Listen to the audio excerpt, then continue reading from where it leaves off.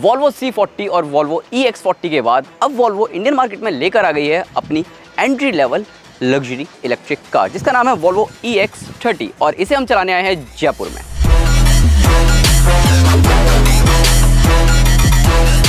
छोटी सी है but performance और टेक्नोलॉजी के मामले में बड़ी गाड़ियां भी शर्मा जाए। फर्स्ट थिंग फर्स्ट, अगर हम डिज़ाइन की बात करें तो वॉल्वो EX30 का डिज़ाइन कम्प्लीटली डिफरेंट देखने को मिलेगा। टिपिकल स्कैंडिनेवियन डिज़ाइन है और ऐसा डिज़ाइन ना ही आपने वॉल्वो की EX40 में देखा है ना ही C40 में। Clean lines, sleek LED thoughts, hammer headlight और कॉम्पैक्ट SUV प्रोपोर्शन। ये गाड़ी अर्बन बायर्स के लिए बनाई गई है जो स्टाइल के साथ साथ इको फ्रेंडली ड्राइव चाहते हैं। Side profile and rear profile भी अगर आप देखेंगे तो वहाँ से भी ये गाड़ी काफ़ी ज़्यादा यूनिक नज़र आती है। और हाँ, ये गाड़ी इतनी छोटी है कि पार्किंग में भी आपको कोई दिक्कत नहीं होने वाली। वॉल्वो EX30 के साथ एक चीज़ सबसे खास है और कह सकते हो कि थोड़ी सी अटपटी भी है, क्योंकि इस गाड़ी के साथ आपको कोई भी फिजिकल की नहीं मिलती। आपको ये NFC कार्ड दिया जाएगा, साथ ही साथ आपको एक डिजिटल की दी जाएगी। इसके अलावा इस गाड़ी में इतने टेक फीचर्स हैं कि आपको 360 डिग्री पार्किंग व्यू कैमरा तो मिलता है, साथ ही साथ इस गाड़ी में आपको 5 कैमरे मिल जाते हैं और 12 सेंसर्स मिल जाते हैं और साथ ही 5 रेडार इस गाड़ी के साथ कंपनी ऑफर कर रही है। तो ओवरऑल देखा जाए जब आप इस गाड़ी को चलाएंगे ना तो आपको पूरी तरह सेफ फील होने वाला है। इंटीरियर की बात करें तो केबिन बहुत ही ज़्यादा फ्यूचरिस्टिक नज़र आने वाला है और यहाँ पर आपको वर्टिकली 12.3 इंचेस की स्क्रीन मिल जाती है और इसी स्क्रीन के ज़रिए ना आपको सारे कंट्रोल्स मिल जाते हैं। अब बेस्ट पार्ट पता क्या है कि यहाँ पर ना कोई भी ड्राइवर डिस्प्ले नहीं दी गई है, जो कि इंस्ट्रूमेंट क्लस्टर हम कहते हैं। तो यहाँ पर ऊपर की तरफ तो ड्राइवर डिस्प्ले है और यहाँ की तरफ अगर आप देखेंगे तो बेसिकली जो ड्राइवर के कंट्रोल्स वगैरह, अगर आपको गाड़ी की हेडलाइट ऑन करनी है या ग्लव बॉक्स ओपन करना है, एम्बिएंट लाइटिंग ठीक करनी है, ORVMs को कंट्रोल करना है, वो सारी चीज़ें आप इसी स्क्रीन के ज़रिए कर सकते हैं। इसके अलावा हर जगह अगर आप टच करेंगे ना तो नो डाउट बहुत ही ज़्यादा प्रीमियम फील होने वाला है। एंड बेस्ट पार्ट पता है क्या है कि इस गाड़ी का जो इंटीरियर है वो पूरी तरह रिसाइकल्ड मटेरियल से बनाया गया है। तो ऐसे में आपको फील होगा कि आप इस गाड़ी को खरीद कर, इस गाड़ी में यात्रा करके आप पर्यावरण की सुरक्षा तो कर ही रहे हैं, साथ ही साथ आप एक लग्जरी फील भी ले रहे हैं। अब ये जो स्क्रीन है ये पूरी तरह गूगल इनबिल्ट है, स्नैपड्रैगन पावर्ड है। तो ऐसे में इस स्क्रीन को यूज़ करना बहुत ही ज़्यादा आसान है। टच एंड सेंस बहुत ही ज़बरदस्त काम करता है। इनफैक्ट इस स्क्रीन का जो रिजोल्यूशन है वो भी बहुत ही ज़्यादा ज़बरदस्त आपको देखने को मिलता है। इसके अलावा आपको हेक्सागोनल स्टीयरिंग व्हील मिल जाता है और जो स्टीयरिंग माउंटेड कंट्रोल्स हैं ये अगर आप देखेंगे तो थोड़ा सा आपको अटपटा ज़रूर लगेगा यूज़ करने में, लेकिन कुछ टाइम बाद आप इजी टू यूज़ हो जाएंगे। लेफ्ट साइड के जो कंट्रोल्स हैं वो ऊपर जो दिया गया है इंस्ट्रूमेंट क्लस्टर है उसके हैं और राइट साइड के जो कंट्रोल्स हैं वो नीचे दिए गए इंफोटेनमेंट सिस्टम उसके हैं। इसके अलावा यहाँ लेफ्ट साइड में अगर आप देखेंगे ये जो नॉब है इसमें आपको इंडिकेटर वगैरह मिल जाता है, साथ ही साथ हाई बीम लो बीम का बटन मिल जाएगा और वाइपर के जो कंट्रोल्स हैं वो भी इधर ही दिए गए हैं। राइट साइड में अगर आप नॉब देखेंगे तो वो बेसिकली जो गियर है उससे रिलेटेड दिया गया है, यानी कि PRND, वो सारी चीज़ें आपको इधर ही देखने को मिल जाती हैं। सीट्स काफ़ी कंफर्टेबल है, बैठने में आपको मज़ा आएगा। इसके अलावा यहाँ पर जो इलेक्ट्रिकली एडजस्टेबल सीट्स हैं वो काफ़ी ज़्यादा यूनिक है, क्योंकि जो नॉब दिया गया है उसी के ज़रिए आप इसका नंबर एडजस्ट कर सकते हैं, साथ ही साथ सीट्स को आप रिक्लाइन और अप कर सकते हैं अपने हिसाब से। बाकी इस गाड़ी में सबसे बेस्ट चीज़ तो ये है कि इस गाड़ी में जिस हिसाब से स्टोरेज स्पेस दिया गया है वो वाकई काबिले तारीफ़ है। दरवाज़ों पर बहुत ज़बरदस्त स्टोरेज स्पेस मिल जाता है, साथ ही साथ अगर आप यहाँ पर देख रहे हैं तो यहाँ पर भी आपको काफ़ी बढ़िया स्टोरेज स्पेस देखने को मिल जाएगा और जो कंपार्टमेंट्स कंपनी ने दिए हैं ना वो भी नो डाउट बहुत ही ज़्यादा ज़बरदस्त है।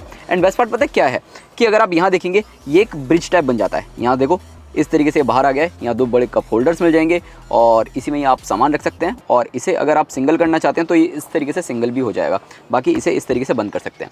इसके अलावा आपको एक जादुई ग्लव बॉक्स मिलता है। जादुई मतलब कि आप इस इंफोटेनमेंट सिस्टम के ज़रिए उस ग्लव बॉक्स को ओपन कर सकते हैं। यहाँ से इस तरीके से टैप करेंगे तो यहाँ नीचे इस तरीके से ये जो ग्लव बॉक्स है ये ओपन हो जाएगा और यहाँ पर आप काफ़ी अच्छा खासा सामान रख सकते हैं। अगर आपको कुछ छुपा के रखना है तो वो भी आप यहाँ पर ईजिली रख देंगे, क्योंकि ऑब्वियस सी बात है जो खोलने का सिस्टम है वो सिर्फ आपको इस इंफोटेनमेंट सिस्टम में ही देखने को मिलता है।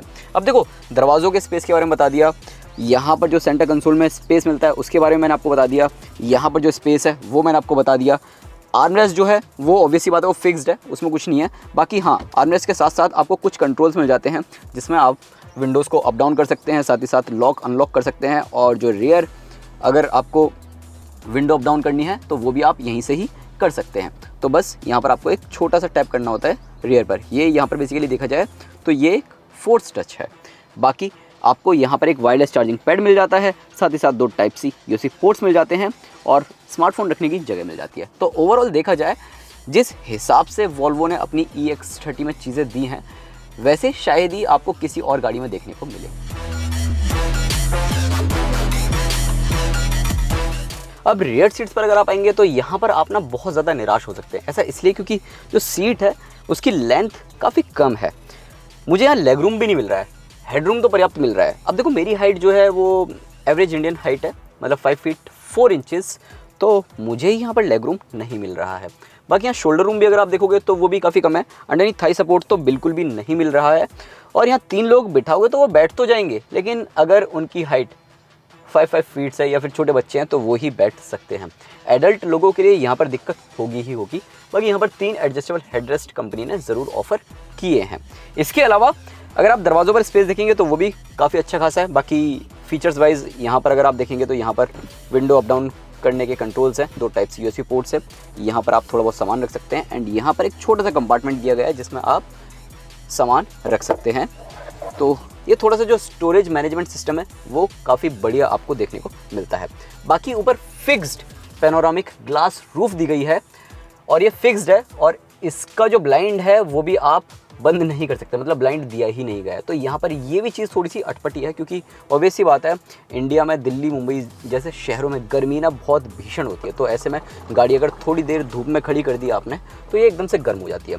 हालांकि इस गाड़ी में आपको 2 zone climate control company offer कर रही है, जिसके चलते गाड़ी अच्छी खासी ठंडी हो जाती है।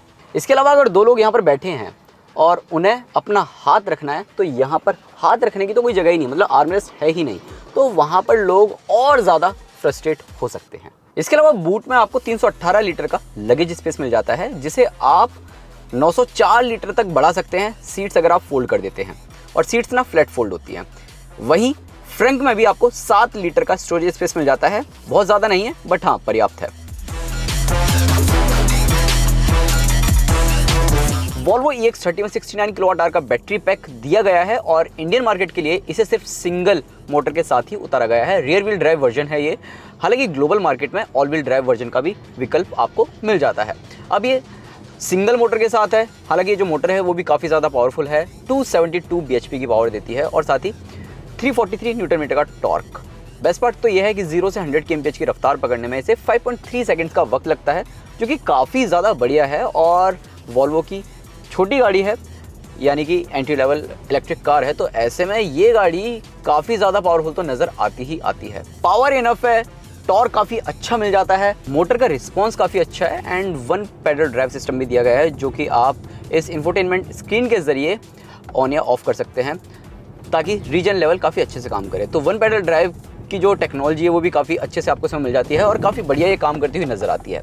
अब अगर हम राइड क्वालिटी की बात करें तो राइड क्वालिटी से आप काफ़ी निराश हो सकते हैं, क्योंकि इंडियन रोड कंडीशन के हिसाब से जिस हिसाब से सस्पेंशन सेटअप इसमें दिए गए हैं वो काफ़ी ज़्यादा स्टिफ है और स्टिफ सस्पेंशन होने के चलते आपको काफ़ी अनकंफर्टेबल फील होता है। छोटे मोटे गड्ढे भी आपको इस गाड़ी के अंदर पता चलते हैं साफ, और थोड़े बड़े गड्ढे आ जाते हैं तो ऑब्वियसली बात है वहाँ आप थोड़े और ज़्यादा अनकंफर्टेबल फील करते हैं।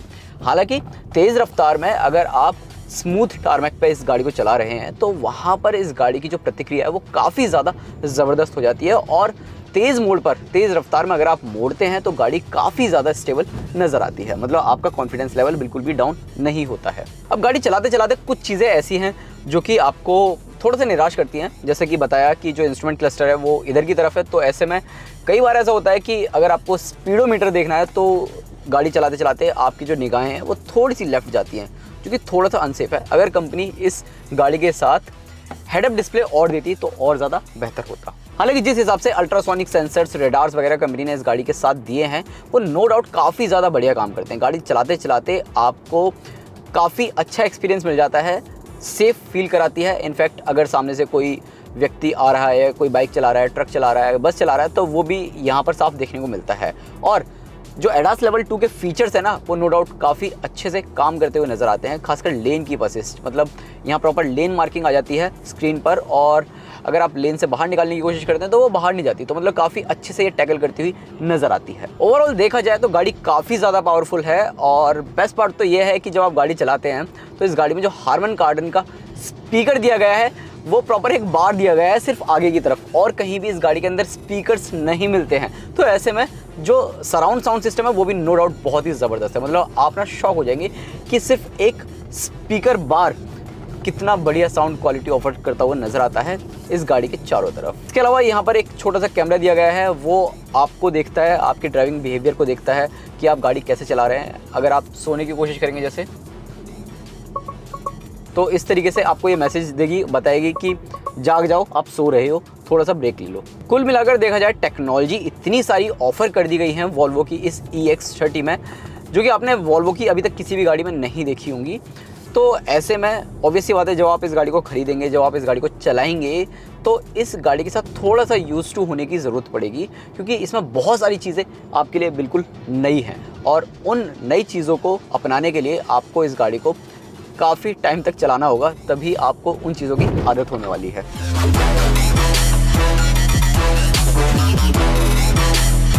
ओवरऑल वॉल्वो EX30 एक स्टाइलिश, कॉम्पैक्ट और प्रीमियम इलेक्ट्रिक कार है, जो कि सिटी ड्राइव्स और साथ ही साथ शॉर्ट ट्रिप्स के लिए एकदम परफेक्ट है। अगर आप एक प्रीमियम बैच के साथ परफॉर्मेंस और सस्टेनेबिलिटी भी चाहते हैं एक गाड़ी में, तो ऑब्वियस सी बात है आप वॉल्वो EX30 को कंसीडर कर सकते हैं, और इस गाड़ी में आपको भरपूर टेक फीचर्स भी मिल जाते हैं। ओवरऑल आप बताओ आपको कैसी लगी वॉल्वो की EX30, और हाँ, वीडियो पसंद आया हो तो लाइक करें, शेयर करें, और पहली बार अगर आप इस चैनल पर वीडियो देख रहे हैं तो सब्सक्राइब करना ना भूलें।